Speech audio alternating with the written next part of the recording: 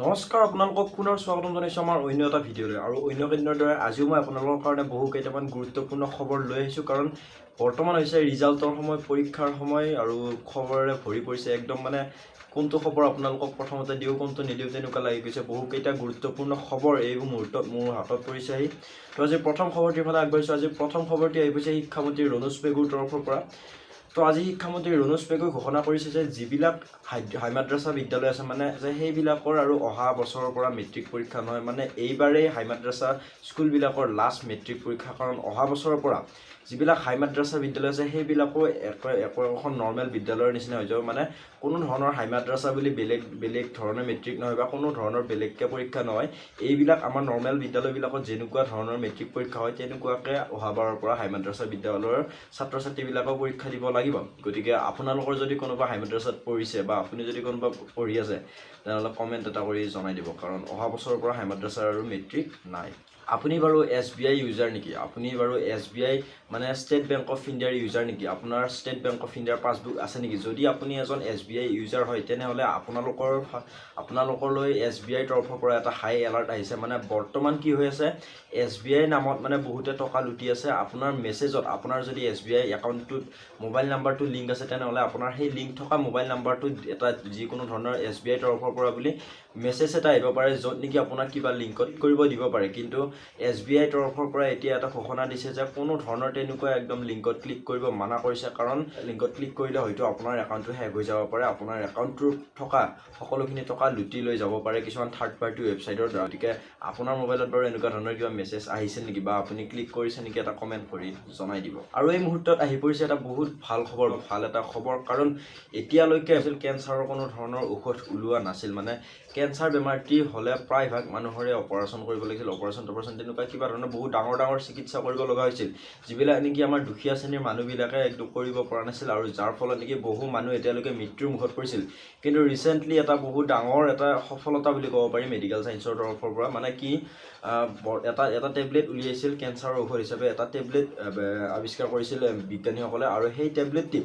এজন ৰোগীৰ দেহত টেষ্ট কৰি চাইছিল এজন ৰোগীৰ দেহত পৰীক্ষা কৰি চাইছিল যে কেঞ্চাৰ ৰোগীৰ দেহত যে ভাল হয় নে নহয় সেই টেবলেটটি খোৱালে আৰু ভাল খবৰটি এইটোৱে যে সেই টেবলেটটি ইউজ কৰাৰ পাছত সেই কেঞ্চাৰ ৰোগীজন সম্পূৰ্ণৰূপে সুস্থ হৈ উঠিছে বা সেই কেঞ্চাৰ ৰোগীজনৰ সম্পূৰ্ণৰূপে কেঞ্চাৰ ৰোগটো নোহোৱা হৈ গৈছে দেহৰ পৰা সেই টেবলেটটি ইউজ কৰাৰ পিছত গতিকে এইটো এটা মেডিকেল ছায়েন্স ডিপাৰ্টমেণ্টৰ বহুত ডাঙৰ সাফল্য বুলি ক'ব পাৰি আৰু এতিয়া বহুত ভাল হৈ যাব সকলো মানুহৰ কাৰণে কাৰণ বহু মানুহ দুখীয়া মানুহবিলাকে যদি সেই কেঞ্চাৰ ৰোগৰ সন্মুখীন হ'ব লগা হৈছিল তেওঁলোকৰ বাচাৰ চান্স মানে জীয়াই থকাৰ চান্স বহুত কমি গৈছিল কাৰণ তেওঁলোকে ডাঙৰ চিকিৎসাবিলাক কৰিব পৰা নাছিল কিন্তু এতিয়া যদি টেবলেটৰ দ্বাৰা ভাল হয় কেঞ্চাৰ বেমাৰটি তেতিয়াহ'লে আৰু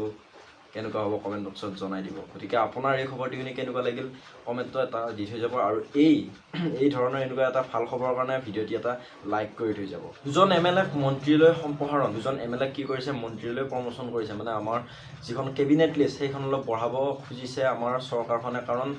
যিহেতু এতিয়া বহু ধৰণৰ ডিপাৰ্টমেণ্ট আহি গৈছে চ' এজন মন্ত্ৰীয়ে বহু ধৰণৰ এটা দুটা ডিপাৰ্টমেণ্ট চাব লাগিলে মানে এটাতকৈ বেছি ডিপাৰ্টমেণ্ট চাব লাগিলে কি হয় অলপ মানে কোনটোত মন দিব কোনটোত মন নিদিব সেনেকুৱা ধৰণৰ হৈ যায় চ' সেইকাৰণে কেবিনেট লিষ্টখন অলপ ডাঙৰ কৰিবৰ কাৰণে মন্ত্ৰীসভাৰ লিষ্টখন অলপ ডাঙৰ কৰিবৰ কাৰণে দুজন MLA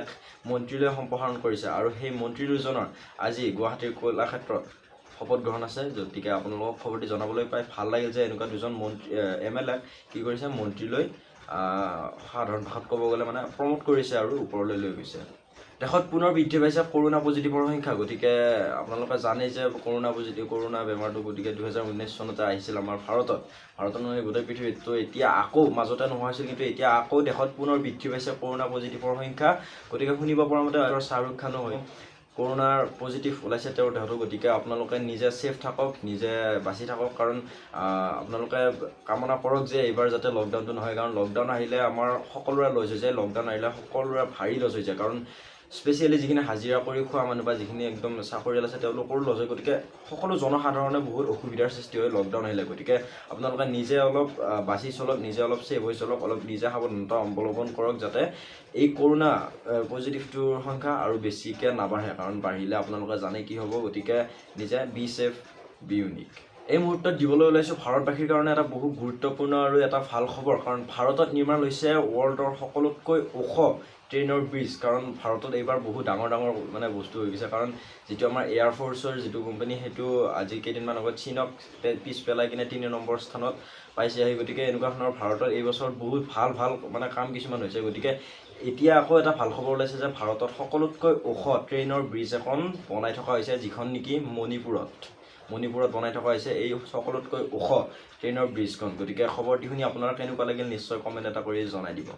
আপোনালোকৰ কোনে কোনে বাৰু ক্ৰিকেট খেল চাই কিনে ভাল পায়, বা কোনে ক্ৰিকেট খেলৰ অনুৰাগী, বা কোনে বিৰাট কোহলীক ভাল পায়। গতিকে এটি খবৰ দিব ওলাইছোঁ ক্ৰিকেটাৰ বিৰাট কোহলীৰ ওপৰত। গতিকে ৰিচেণ্টলি তেখেতৰ ইনষ্টাগ্ৰাম হেণ্ডেলত 200 মিলিয়ন ফলোৱাৰ্ছ কমপ্লিট কৰিছে। গতিকে আপোনালোকে ভাবক, এজন মানুহৰ 200 মিলিয়ন ফলোৱাৰ্ছ, মানে 200 মিলিয়নজনে তেওঁক ভাল পায়।